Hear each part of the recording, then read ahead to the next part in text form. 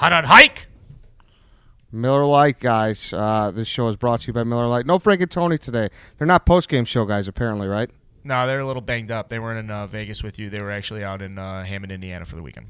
Yeah, they definitely rerouted. They were supposed to be here, but, Tony's afraid of flying, so they did not make it. But, 1975 Miller Lite, first light beer that did not compromise on taste, less filling, and less calories. So go get yourself some Miller Lite. Frank and Tony definitely enjoyed some. Guys, number one, the will was signed. Like, as far as the game goes, and I was prepared to be dead. Were you guys the same way? I faced 0-2 in the eyes, and I was like, this is just how it is. I tweeted that pitchers and catchers are ready to report in 5 months from now. I was ready to bury the season, Ed. No, I know. It was so crazy how it was it. Like, it was over. Like, I don't, how the fuck did we win that game? They won it. They won it. I mean, this kind of feels like the Arizona game from last year to me, where if the Bears do win 10, 11 games this year and make the playoffs, then who gives a shit? No one will remember it, but it was a dirty win. I feel dirty just, being here laughing about it. Yeah, no, you're right. Nobody's going to remember it. Nobody's going to give a fuck because a win is a win. But, Fangio, dude, I was going to tweet this, after the fact, but I fucking love that guy. You could say that now that we won, but look at the brass balls on him. He's the last guy to get his coaching job. He's in his 60s, never got a shot. He gets a shot. He's like, you know what? Fuck this. What do I got to lose? I'm going for 2. I'm going to go for it on that 4th down with 8 minutes left in the 4th quarter. Just a fucking man. So I don't know. Were you more mad at Vic Fangio for going back and going for a 2-point, or were you more mad at Buster Skrine for going offsides there? I wasn't mad at. I was mad at Buster Skrine. Apparently, he said in the postgame that the long snapper kind of did some type of fidget, and that's what set him off. But just the turn of events. Fangio, you take your shot. You know what I mean? If the dealer comes back and dealer in this reference is going back to the 2-yard line, you go back on that table. You know what I mean? So credit to Vic. I don't blame him at all for doing what he did, especially when the team where they picked to finish 3rd or 4th in everywhere in the AFC West. So I don't know. Credit to him for sure. That's he's our old guy, but I don't know. I definitely it's definitely something you're still it's cool to see, I guess, especially when you end up winning. So yeah, the whole thing felt like. And have you ever been to Disney World? It felt like the Tower of Terror. It was not like a normal roller coaster. It was just up, down, the dramatic swings in the last 30 seconds. I don't remember being, like you said, you're dead 100 times and back to life. I don't remember that ever happening in that way. And then the Mitch coming through. He needed one big play to save the game the whole day, and he got it with 1 second to go. Yeah, people are going to sit there and, talk shit. Why are you guys having reaction videos to week 2? Who gives a fuck? This isn't a playoff game. Have some success. No, who the fuck you are. They don't realize, what happened in that game. Walk yourself through that whole scenario. It went from 2-point conversion to penalty. So, all right, let's kick a PAT. Let's miss the PAT, but oh, wait, the Bears jumped offside, so let's go for 2 again. Let's get the 2-point conversion. Let's give this shitty-ass offense a chance with 31 seconds left. And then the Bradley Chubb penalty happens, which everyone's up in arms about, moves the Bears up a little. 9 seconds left. Fucking finds Allen Robinson there in the middle of the field. No one covering him at all.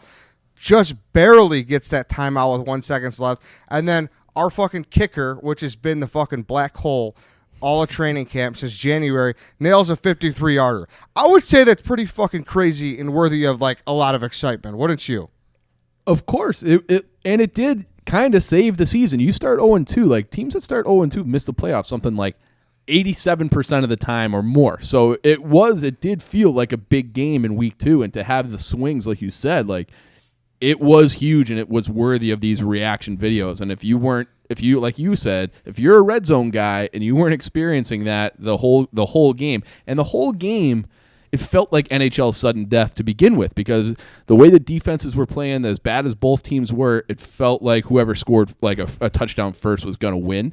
And then so to have the Broncos come back with that 2-point conversion, you're just so deflated because you have no faith in the offense. And I don't know. It was just like you said, the bane of our existence was a kicker, and not anymore. Eddie Pineiro, the guy, to step up.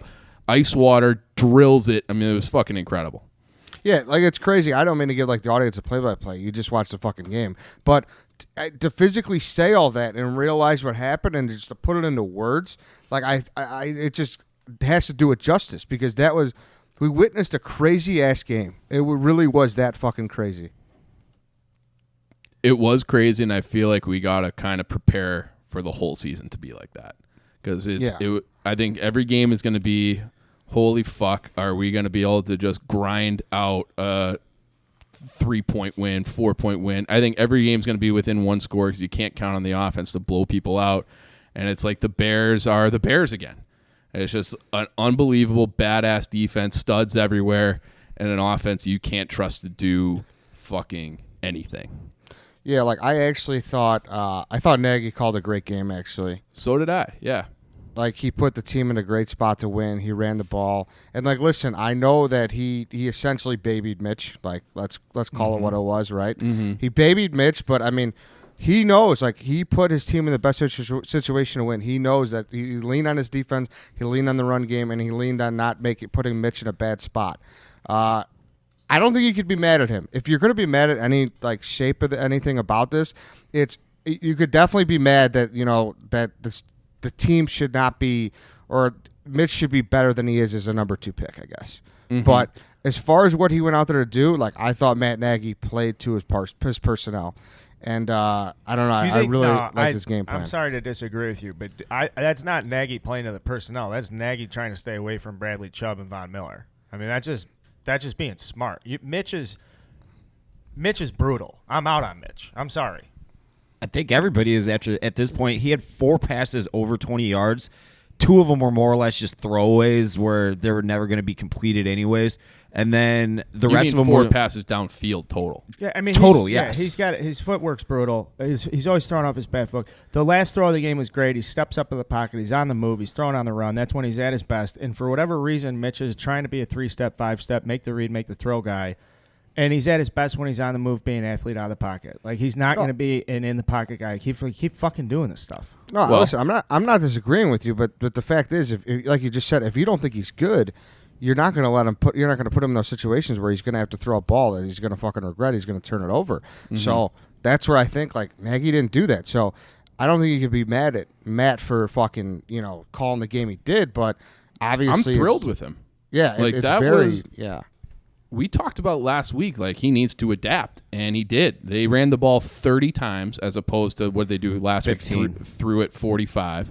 And, on the road at Denver in the altitude, you could argue that running the ball and having as much time of possession as they did won the game because we saw at the end of the fourth quarter, they were sucking wind. They had to use a timeout to let Khalil Mack catch his breath. Like if they're doing that game plan from that they had against Green Bay, where they're throwing all over the place and the defense is on the field the whole game, they probably lose that game by 2 scores because the D runs out of gas earlier than they did.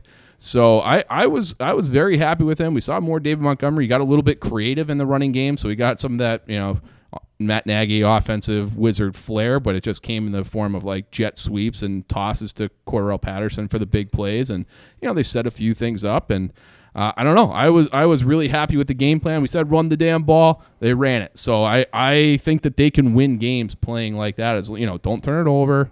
Stay on the field for 14 play drives that end in field goals. I'm fine with that. There it is. Cordarrelle Patterson. He gets 1 point against me. So put that on whatever fucking Redline Radio scoreboard we have. So not only that, Ed, he was great in special teams too, in coverage. He looked good. He looked good. He had a good game as opposed to, the one play. Like I said, it wasn't really his fault in week 1 when he got stuffed up. But Cordarrelle Patterson. He gets 1 point. So he's 1-1. I would say. Is that fair? Yeah, I don't think that's fair. You just admitted to yourself that in week 1 that it wasn't his fault. But I think for what he was brought in to do, I think he looks really good right now. Give him the ball 2-3 times a game, have him go fly down the field on kickoffs and punts, and there you go. That's Cordarrelle Patterson. That's all you need from him.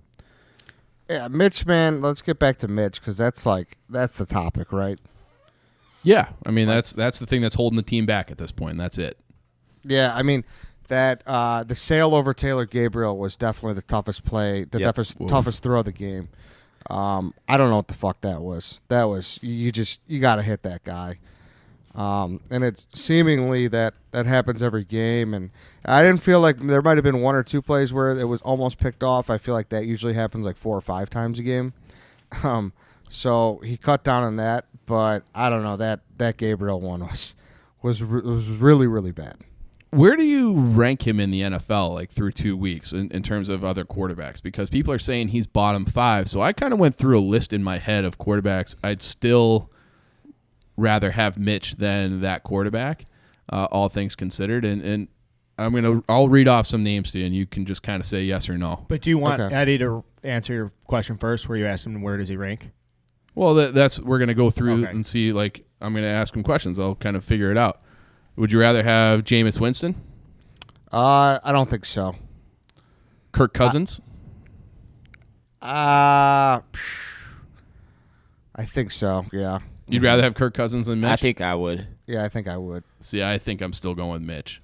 I maybe I'm a sucker, but I think Mitch can still get a little bit better. So No, I mean, we're not talking potential. We're saying current state, like start week 3 against Washington, right? So yeah, I think I would go Kirk Cousins if you gave me the okay. option to start. I week think 3. I would still go Mitch, and I think the offense. That's the other thing. I watched that whole Packers Vikings game. I think the Packers defense is just good. I think the Broncos defense is pretty good, and I think that has to kind of play into this factor. That Broncos front 7 is fucking nasty with Garrett Wolf and Chubb and Von Miller.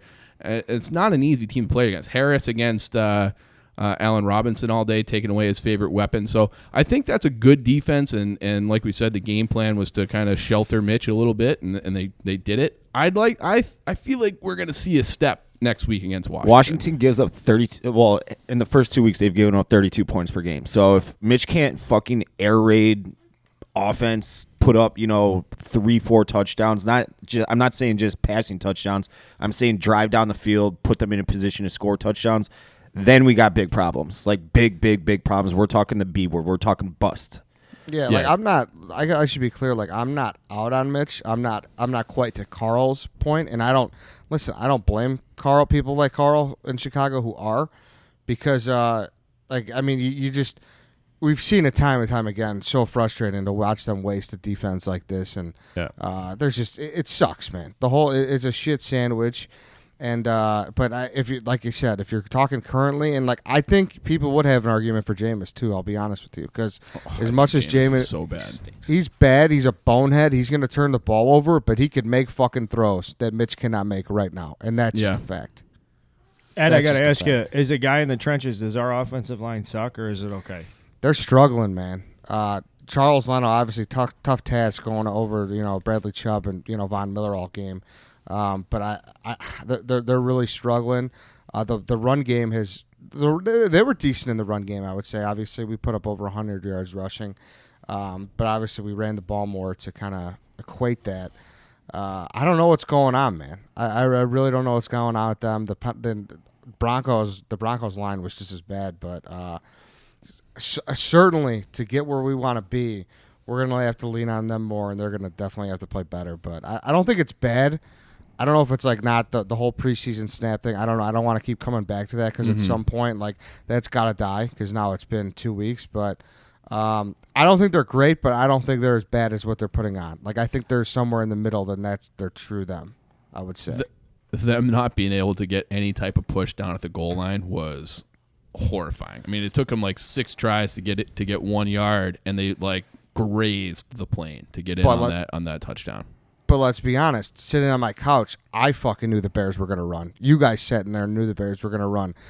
It's in the NFL, when you know what's going to happen, it's not that hard to stop. Like it's big on big, fucking ass to the ball, and that's just what it is. Well, that to me is the mark of a good line. Like if Dallas is sitting up there and it's like they could tell you like we're running a 30 dive and it's getting in the end zone because they're just going to maul you. Sure. And it's like the Bears, it was a little bit. For me, a guy who wants them to just run the ball, and I look at those names and the contracts and the draft picks they've spent on that interior line, I was like, well, they should be able to just get a fucking yard here against whoever. Like, you got millions committed to Kyle Long, millions committed to Whitehair, a second-round pick out of Iowa as your center. I was disappointed that they weren't able to get some pushback there and get in the end zone with relative ease. Yeah, it's fair. I mean, 2 second-rounders, 1 first-rounder, like you said. So, they need to be better. And you're right. That is the good sign. That is the sign of just a big-on-big situation where you could just beat the fuck out of their line. But like I said, I don't think we're quite that good. I mean, but when the team doesn't have an idea what the fuck we're doing, I think would have been in a lot better situation to succeed right there. But yeah, I think somewhere in between, I would say. I think the worst game yesterday was played by the NFL shaped policy on roughing the passer. I don't even want to be like rough on the refs because you can tell they're enforcing it. It's not like the refs were doing this last year, 2, 3, 4, 5, 10 years. This is obviously the league is telling them these have to be penalties, and it's so fucked up, man.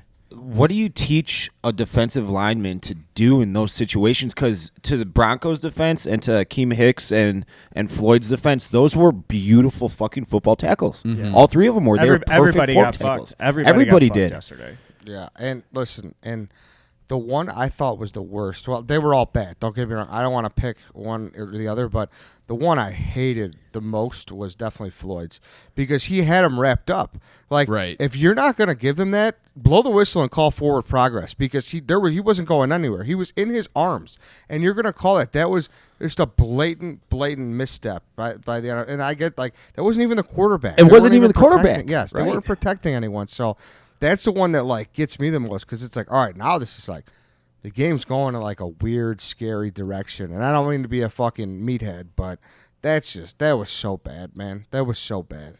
Well, they always preach, like, hit him in the strike zone, which is, like, your thighs to the tops of your numbers. And all 3 hits were in that strike zone. They're all, I would say, on time. It's just like there's nothing you can – if you're calling that, then it's not – the same game. It's not football, really. So I think that they'll kind of look at that and like send a memo out being like, hey, like this is legal. And there was one play on Mac's sack where Mac, I was like, he's getting flagged for that. That's a penalty. That's 15 yards if they're, going by past precedent. And he swung around even and like kind of threw him to the ground even worse than Floyd did on the ball carrier, which was a weird thing to me. But yeah, that was just ugly officiating. And to Carl's defense, it was obviously handed down from the league.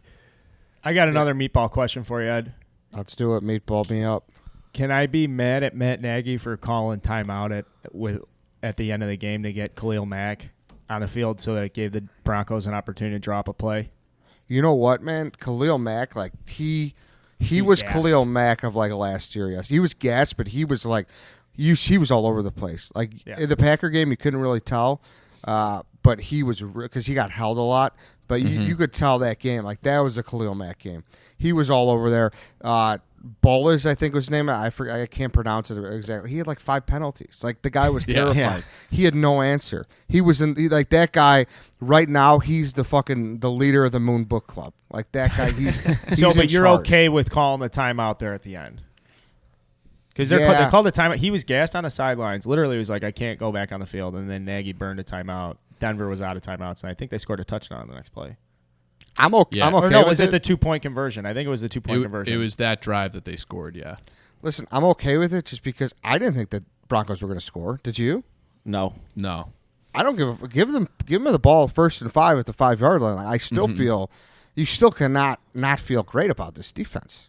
And I would be mad, like in hindsight, if they left that timeout in their pocket and they scored with Khalil Mack on the sidelines at that point in the game. So I probably would have gone meatball the other way, being like, how do you not like you're wasting your time. You can't leave your timeouts there. Like use it, get your best player on the field. So I think I meatball the other way on that. So I know somebody who was mad yesterday though. Who's that?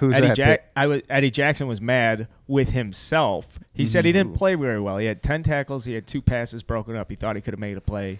There was a couple angles he was bad not on. Happy with himself. I mean, there was a couple big tackles he made as well, though. I thought he played pretty fucking good. Yeah, I thought he played pretty fucking good, too. It's pretty interesting to see a guy like Eddie Jackson say, yeah, I'm not very happy. There's not much nitpicking you can do with the defense yesterday. They gave up, 3 or 4 4th-down conversions or, play extending drives. But to nitpick, I thought Danny Trevathan had a lot of bad angles. and missed a lot of tackles yesterday. But I mean, you can't possibly bitch about this defense. They're giving up 9.5 points per game right now, and their only reason they're 1-1 is because of the defense. So, I mean, I fully expect them to just completely fucking blow out Washington next weekend. I want the conclusion of the show to be kind of a celebration because the Bears are 1-1. Everybody in Chicago sports media is like down on them, and it's like fucking doomsday this morning apparently on the Score and ESPN radio. But they won the game, and like I said at the beginning of the show, it's going to be just like the Arizona game last year where nobody remembers it. It was a dirty win. They ended up winning in the end. Who gives a shit? Yeah, and I think I don't know. We're not this bad on offense, are we? I think that's it. We are, yeah. You think we are? I don't. I don't. I think so either, I think man. Mitch's problems are probably going to get bigger. Like I think there's more tape on him. Like he continues to throw off his back foot.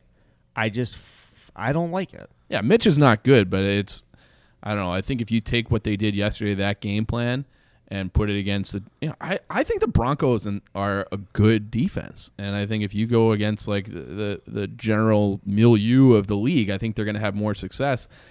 Yeah, but they've played 8 quarters. Like we got 19 points. Like I get that. They're Yeah, good. all right. We I mean, had a yes. game at home against a pack. So we're like, Yeah. we're 8 quarters in. We got 19 points. So just like if we want to keep it simple, like that's less than 3 If we're points a talking quarter. about like Bears winning, Fair like point. 2005, like how they won those years when it was just defense, and like Jim Miller was playing quarterback and shit. Mm-hmm. This team has fucking playmakers all over the offense, including Mitch Trubisky himself with his legs at the very least. So I think it can't possibly be worse. It's only going to get better. And like I said, this will be a good litmus test this week against Washington because that's a shit team. Well, yeah, But here's the thing about Washington, though. I want to be clear, and the Redskins aren't good. They're a bad team, but they're not quite like 2-14, 3-13 bad. You know, like they're like a 5-11, 6-10 and they still team. have Case Keenum. You got Jay Gruden. Like they're going to have a little game plan out there to get the ball out of his hands quick, and they're going to take Mac out of the game. Like it's. Yes, like I'd be very, very weary to call this like, oh, like this will be a good game to get back on track. I don't think so at all.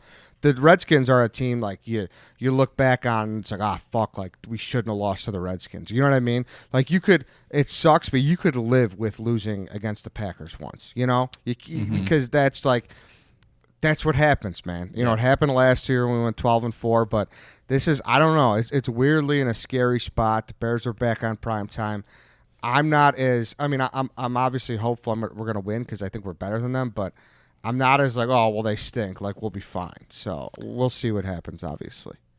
Yeah, they're not the Miami Dolphins. Yes. But, you know, I am pretty confident heading into that game. I do think it's a game to get back on track. I think now that they have an identity offensively, like that to me yesterday was like a step in the right direction. And it's almost like you need to reverse engineer Mitch. So, you know, they always talk about RPOs as run pass option.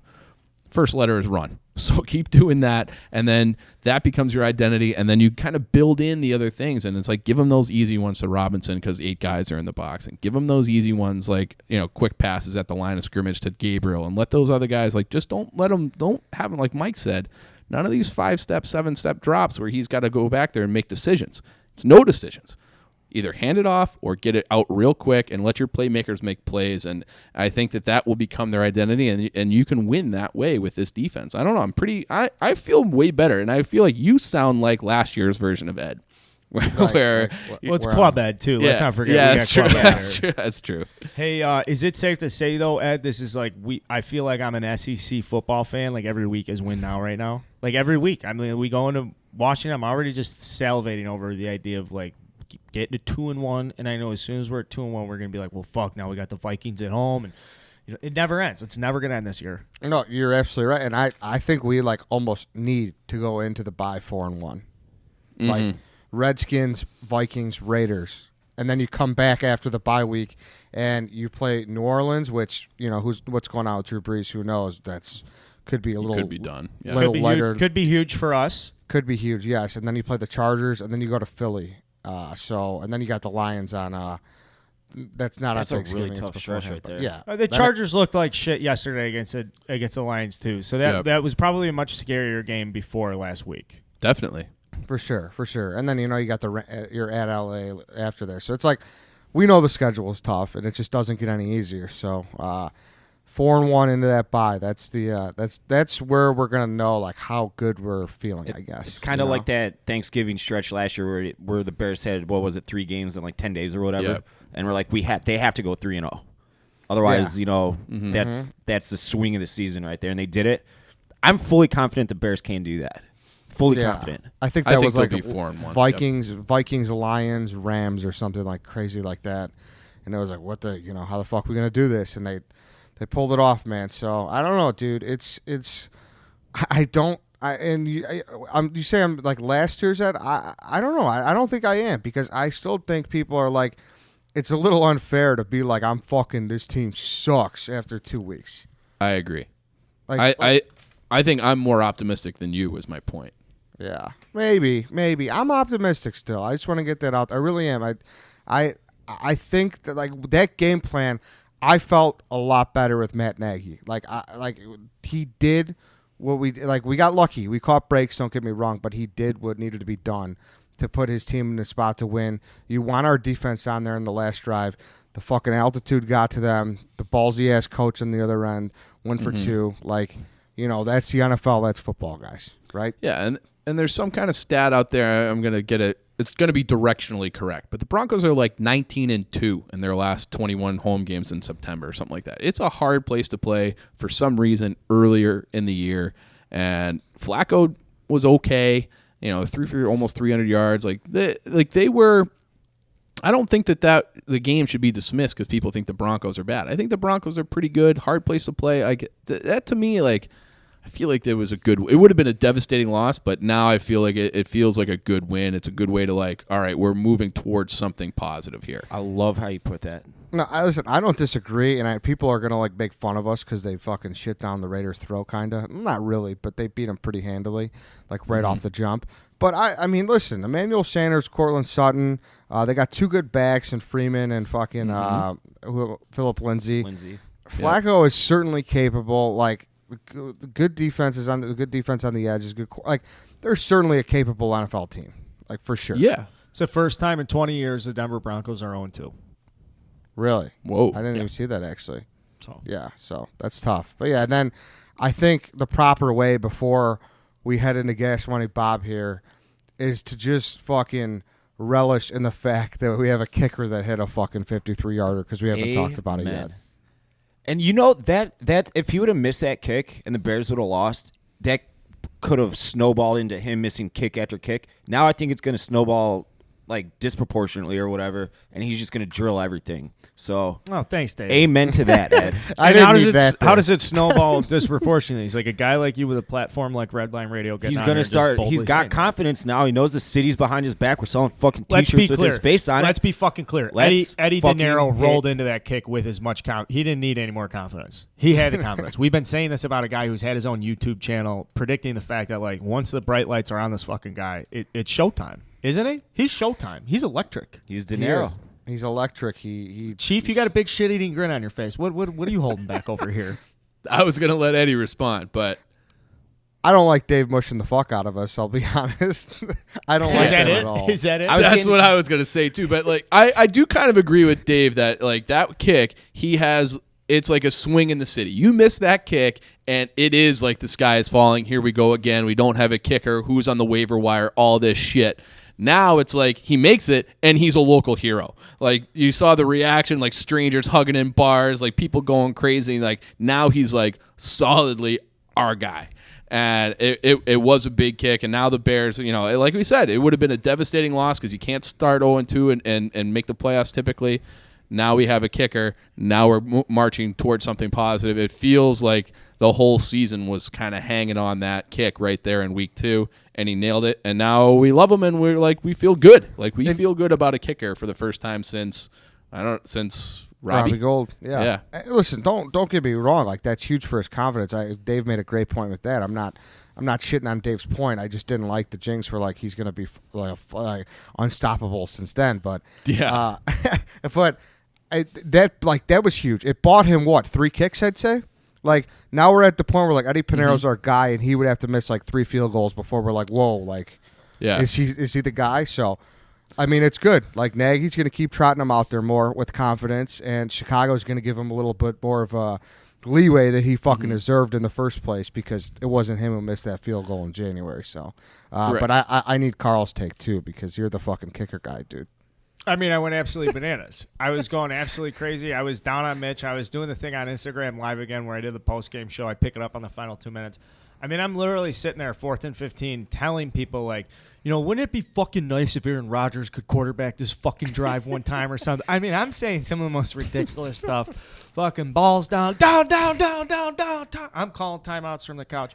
And then, obviously, yeah, when he drilled it, I was kissing my dog, screaming at the top of my fucking lungs. But it goes back to what I said to Dave originally is I have confidence in Eddie Pineiro because he carries himself like somebody who's out here to do the fucking job. You know, like when Cody Parkey got on Good Morning America and was like, you know, I know the team and the locker room's behind me and I'm not, you know, football isn't what it's like, get the fuck out of here, pal. And I remember making the point, and it's like, football is who you are, and it's more than what you do in this city, and especially when we pay you as much as you do. So Eddie strikes me as the guy where, like, this will define his existence on earth, and I love it. Yeah, you know, he chalked it all up to God as well. So, you know, Cody Parkey, he used to miss and he used to point to the sky. So I don't know, they're praying at two different gods, I guess, right? Not a religion podcast, but, you know, I just had to slide that in. Yeah, I don't know, crazy win, guys. That's really all I got here. That was awesome and disgusting and awesome in like every which way. So we're 1-1. The Bears are undefeated when we send you out on your own. You're just like in a true. hotel room with the blinds closed. The Bears are one. Hey, we're 0-3 with electric chairs. We're 1-0 and Eddie is like locked in a room. Yeah, 1-0 in the Ario Hotel and Resorts in room 4100. I'll be gone by then, so don't worry about it. Let's get to Gas Money Bob. Yeah, let's get to. All right, boys, it was good. What's up, fellas? Gas Money Bob here. Talking week 2, September 15th, 1985. Bears hosting the Patriots in what would be a Super Bowl preview. 55 degrees at Soldiers Field compared to the 92 it was the week before. So much better weather for these guys, but still not great. Bears picked off Tony Eason 3 times and sacked him 6 times. They held the Pats at 27 yards rushing on 16 carries. You could tell the D was really starting to gel at this point, and they're looking special. On offense, Matt Suhey did it again, scoring a 1-yard touchdown run. And Dennis McKinnon grabbed a 32-yard pass from Jimmy Mack for another score, leading to a 20-7 Bears victory. The Bears covered the -4.5 spread and brought their league best record to 2-0. That's about all I got for week 2. I'll talk to you guys next week about the infamous Bears-Vikings Monday Night Football game at the Roller Dome. Have a good one. Bear down.